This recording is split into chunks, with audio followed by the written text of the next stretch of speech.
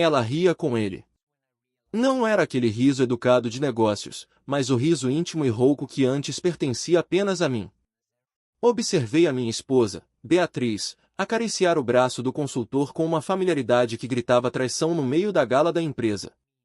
Sem dizer uma palavra, caminhei até o balde de champanhe ao lado deles. Tirei a minha aliança de ouro, usada por 22 anos, e a deixei cair sobre o gelo. O tilintar do metal silenciou o riso dela instantaneamente. Meu sangue gelou. Isso não era apenas um caso extraconjugal, era um saque planejado. Bloqueei tudo. Contas conjuntas, cartões de crédito, acesso aos fundos de emergência. A casa, que eu tinha refinanciado e colocado em um fundo fiduciário familiar no último trimestre, tornou-se intocável.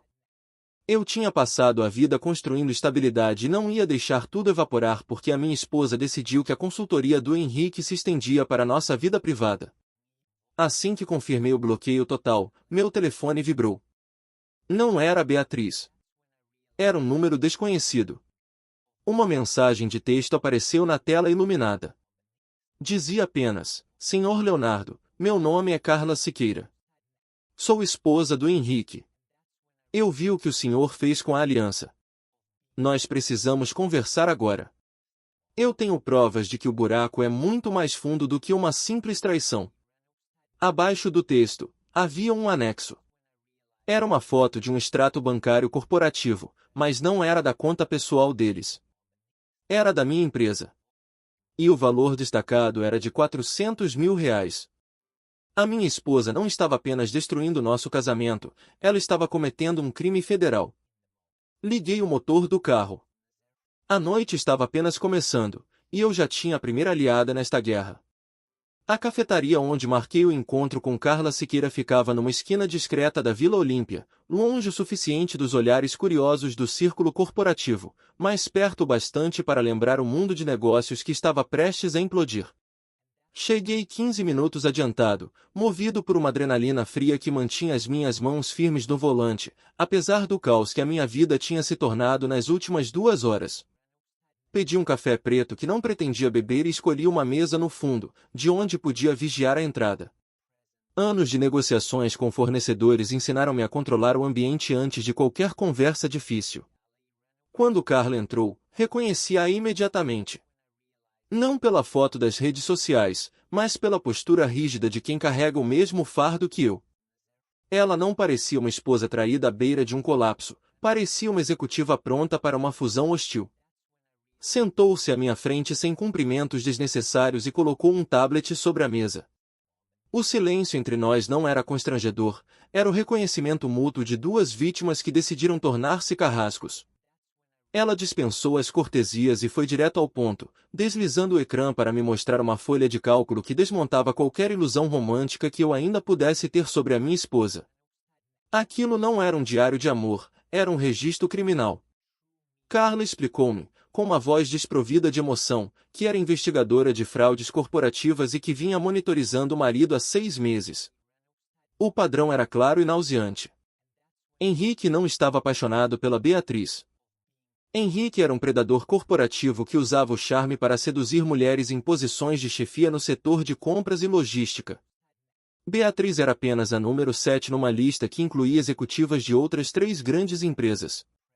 O objetivo nunca foi o romance, mas sim o acesso privilegiado a contratos milionários. Os meus olhos percorreram as linhas da planilha, absorvendo os detalhes sórdidos que misturavam jantares íntimos com transferências bancárias suspeitas. Mas o golpe final veio quando ela abriu um arquivo específico datado de 3 meses atrás. Era o contrato de consultoria de otimização de fornecedores, no valor de R$ 400 mil, que a Beatriz tinha empurrado agressivamente através do conselho administrativo. Lembrei-me perfeitamente daquele dia. Ela tinha argumentado com uma paixão técnica sobre como a empresa do Henrique era a única qualificada, ignorando propostas mais baratas e eficientes. Na altura, admirei a sua determinação. Agora, via apenas a corrupção. A minha esposa tinha manipulado processos de licitação, cometido fraude e violado todas as cláusulas de ética da empresa para encher os bolsos do amante. Carla entregou-me uma pequena pendrive, informando que ali estava tudo o que eu precisava: e-mails trocados, notas fiscais de hotéis pagos com cartões corporativos disfarçados de despesas de viagem e a prova definitiva do conflito de interesses. Ela avisou-me para não confrontar a Beatriz ainda, para deixá-la acreditar que estava no controlo, pois a arrogância seria sua ruína. Concordei com um aceno de cabeça. A nossa aliança foi selada sem apertos de mão, apenas com um olhar de entendimento. Ela queria ver o marido na cadeia, eu queria garantir que a Beatriz nunca mais tivesse o poder de destruir ninguém. Saí da cafetaria e conduzi de volta para uma casa que já não parecia minha. O silêncio nos corredores era opressivo. O meu telemóvel continuava a vibrar com chamadas da Beatriz, agora alternando entre mensagens de raiva e súplicas chorosas sobre os cartões bloqueados. Ignorei todas. Precisava de reforços, e sabia exatamente quem chamar. O meu filho, Tiago, chegou 40 minutos depois. Aos 25 anos, ele já era um dos melhores auditores de segurança de TI do mercado, o tipo de profissional que as empresas chamam quando precisam encontrar fantasmas nos seus servidores. Ele entrou com a sua mochila e uma expressão preocupada, sabendo que eu nunca lhe pediria para vir com urgência numa terça-feira à noite se não fosse grave. Sem rodeios, entreguei-lhe a pendrive da Carla e pedi que ele verificasse a veracidade dos dados e que procurasse nos servidores da empresa, aos quais ele tinha acesso legítimo devido a uma auditoria recente, qualquer rastro digital que ligasse a mãe ao esquema do Henrique. Tiago não questionou a minha sanidade nem tentou defender a mãe. Ele abriu o computador portátil na ilha da cozinha e começou a digitar furiosamente.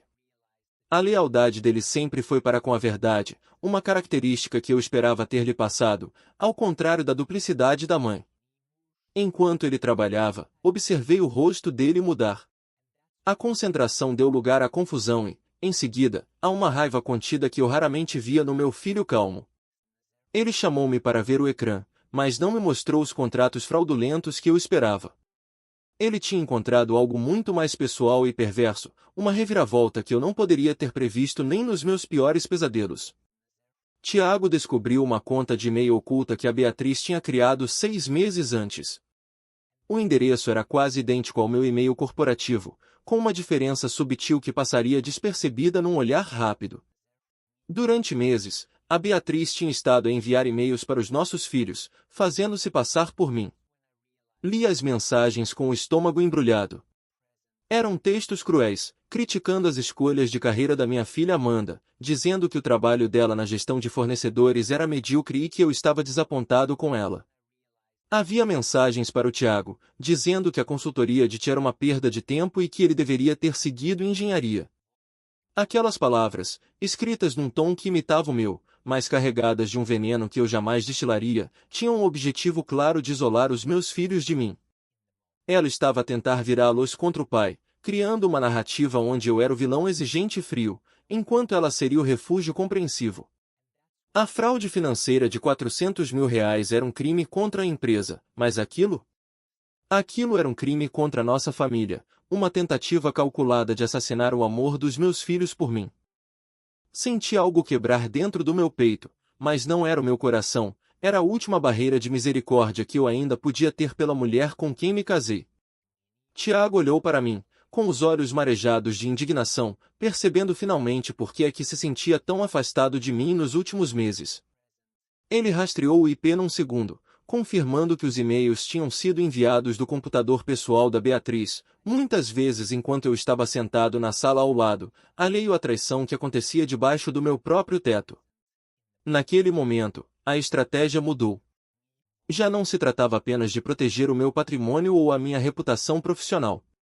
Tratava-se de vingar a manipulação emocional feita contra os meus filhos. Pedi ao Tiago para fazer cópias forenses de tudo, cada e-mail falso, cada transação ilícita, cada mentira digital. A Beatriz achava que estava a lutar por dinheiro e por uma aventura emocionante com um consultor charmoso. Ela não fazia ideia de que tinha acabado de declarar guerra total contra um homem que não tinha mais nada a perder e que agora possuía a arma mais perigosa de todas, a verdade absoluta sobre quem ela realmente era. A noite estava longe de acabar, e eu tinha mais uma peça para mover no tabuleiro antes que ela sequer percebesse que o jogo tinha começado.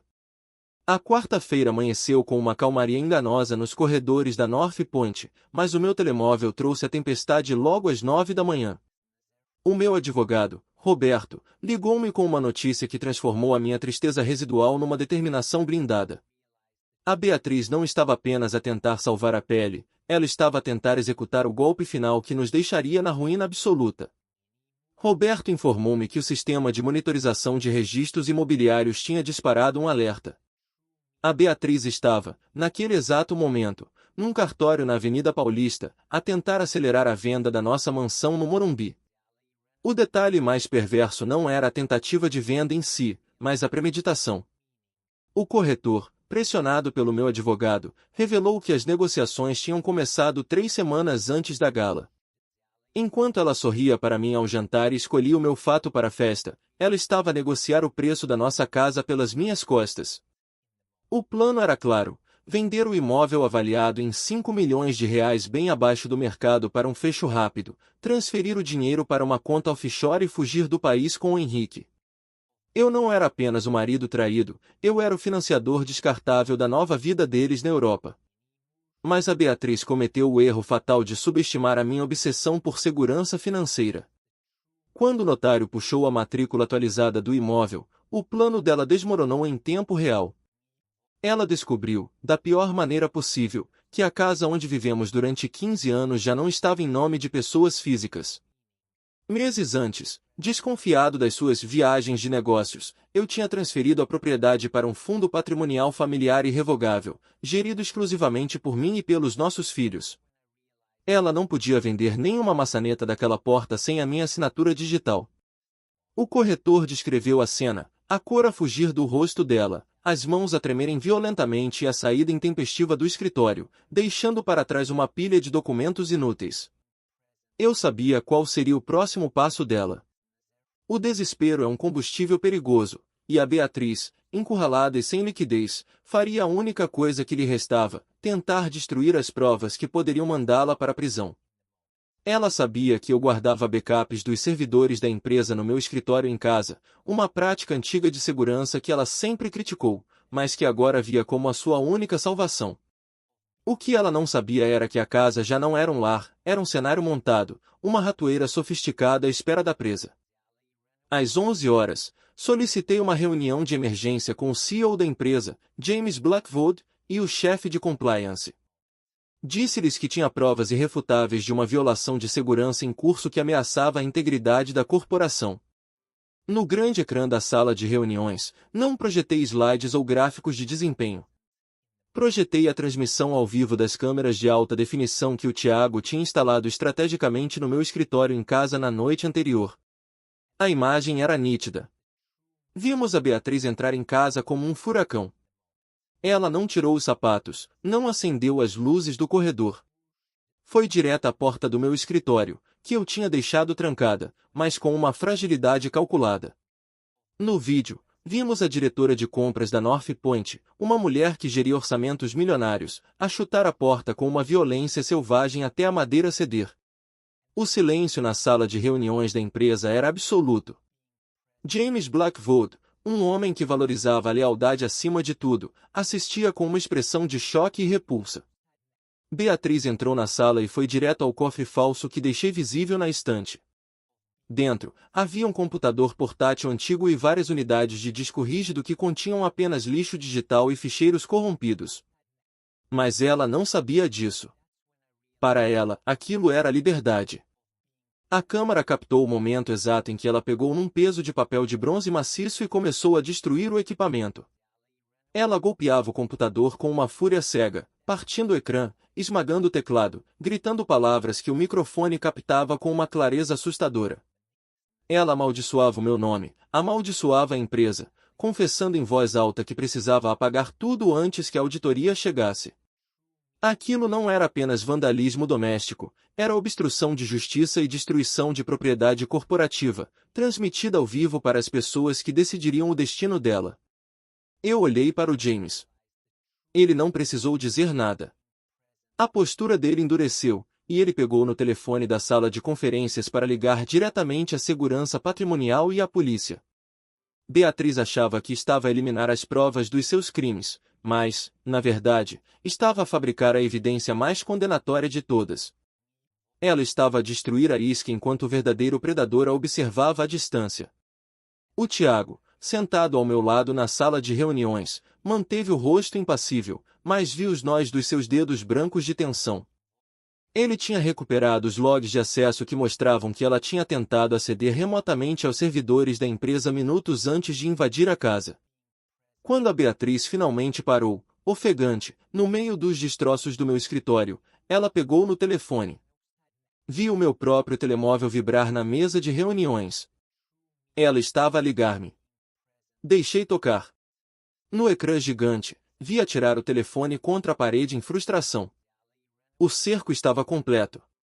Ela não tinha casa para vender, não tinha provas destruídas, porque as reais estavam seguras na nuvem e com a Carla, e agora tinha acabado de fornecer à empresa a justa causa perfeita para uma demissão sumária e um processo criminal devastador.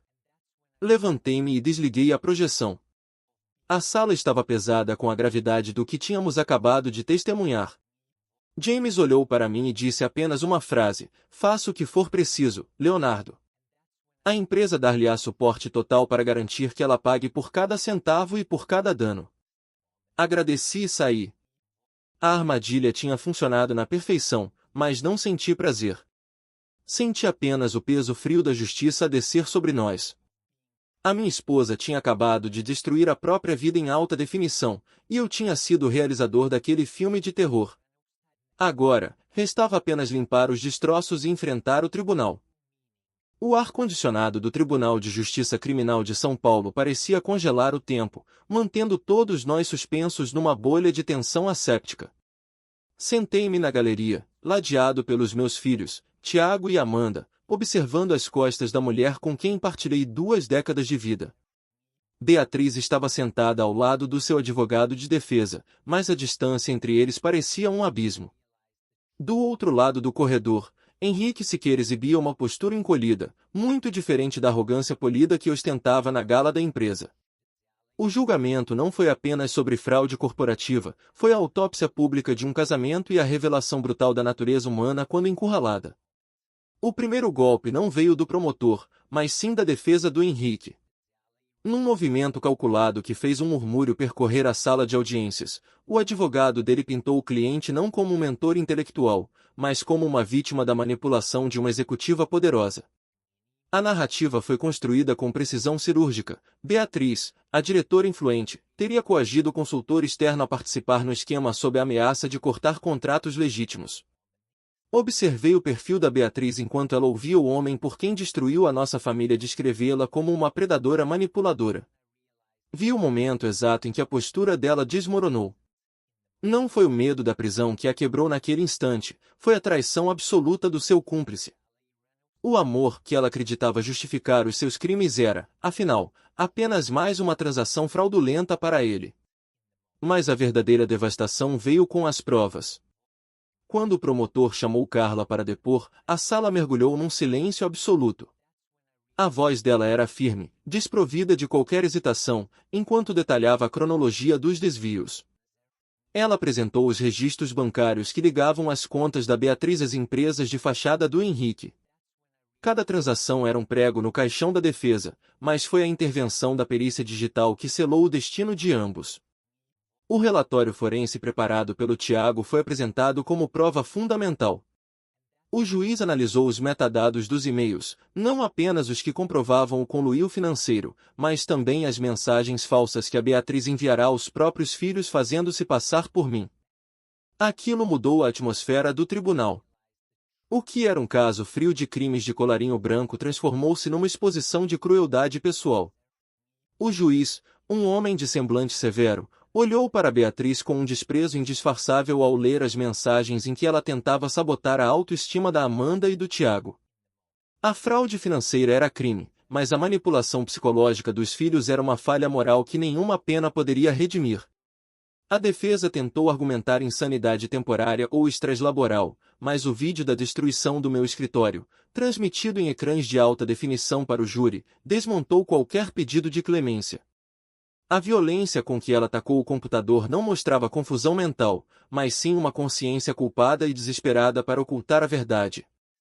A sentença foi proferida no final da tarde, com a luz cinzenta de São Paulo a filtrar-se pelas janelas altas. O juiz não poupou palavras. Classificou as ações de Beatriz e Henrique como uma conspiração sofisticada movida pela ganância e pela total falta de escrúpulos.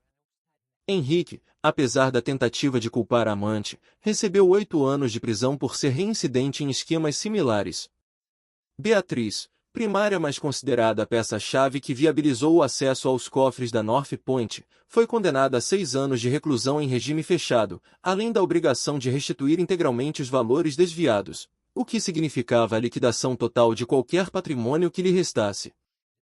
Enquanto os oficiais de justiça a conduziam para fora, ela olhou para a galeria uma única vez. Os seus olhos procuraram os meus, depois os das crianças. Não encontrou ódio, nem compaixão. Encontrou apenas a indiferença blindada de 3 pessoas que tinham sobrevivido à sua tempestade. Amanda segurou a minha mão com força, e eu soube que o capítulo estava encerrado.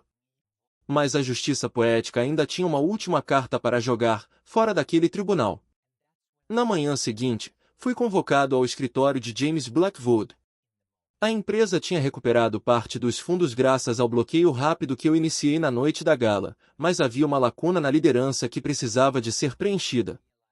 James, com a sua franqueza habitual, informou-me que a reestruturação do departamento de compras era urgente.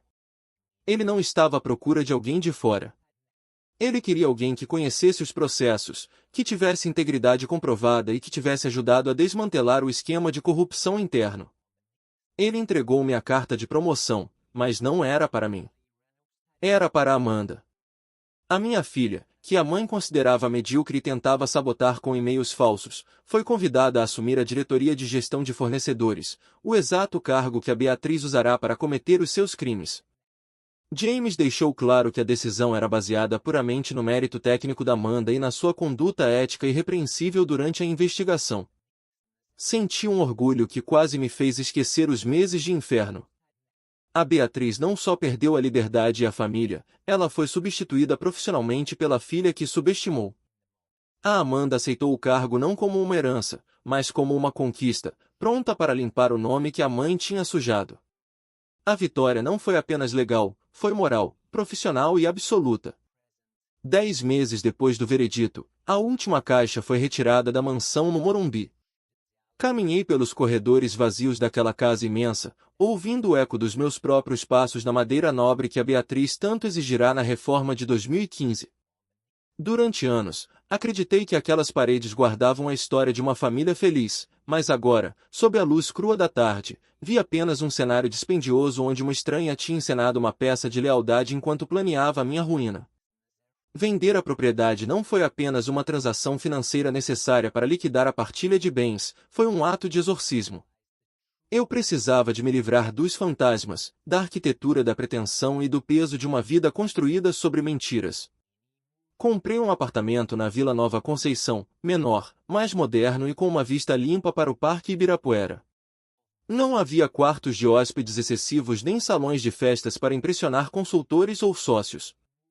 Era um espaço funcional, banhado por luz natural, onde nada estava escondido e cada canto pertencia, inequivocamente, à minha nova realidade.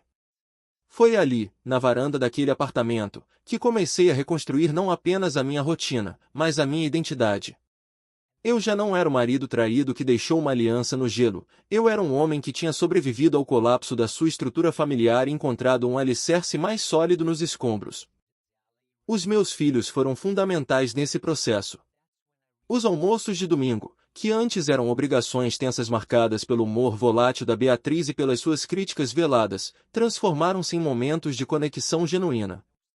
A Amanda, agora completamente instalada no seu cargo de diretoria, provou ser uma líder excepcional. Ela liderava com uma transparência radical, quase como uma resposta direta aos segredos da mãe. Vê-la ser respeitada pela equipa, não pelo medo, mas pela competência, curou uma parte de mim que eu nem sabia que estava ferida. O Tiago, por sua vez, expandiu a sua consultoria de segurança digital, ganhando contratos importantes baseados na reputação de integridade inabalável que construiu durante o nosso calvário. Aqueles e-mails falsos, desenhados para nos separar, acabaram por se tornar o catalisador que nos uniu de uma forma indestrutível. E houve a Carla. Durante os meses do processo, a nossa comunicação foi estritamente tática, focada em advogados, provas e datas de audiência. Éramos generais numa guerra partilhada. Mas quando a poeira assentou e o silêncio da paz se instalou, percebemos que havia algo mais do que apenas um trauma comum a ligar-nos. O nosso primeiro encontro fora do contexto jurídico não foi um jantar romântico à luz de velas, mas um simples café numa manhã de sábado. Falamos durante 3 horas, não sobre o Henrique ou a Beatriz, mas sobre livros, viagens que nunca fizemos e a estranha sensação de liberdade que vem depois de se perder o medo de ficar sozinho. Começamos a namorar devagar, com a cautela de 2 sobreviventes que aprenderam a verificar a profundidade da água antes de mergulhar. Não havia jogos, nem manipulações, nem a necessidade de projetar uma imagem de casal perfeito para a sociedade. A nossa relação foi construída sobre a verdade crua e absoluta. Se algo nos incomodava, falávamos. Se precisávamos de espaço, pedíamos. Era uma intimidade tranquila, desprovida do drama e da adrenalina tóxica que eu tinha confundido com paixão durante tanto tempo.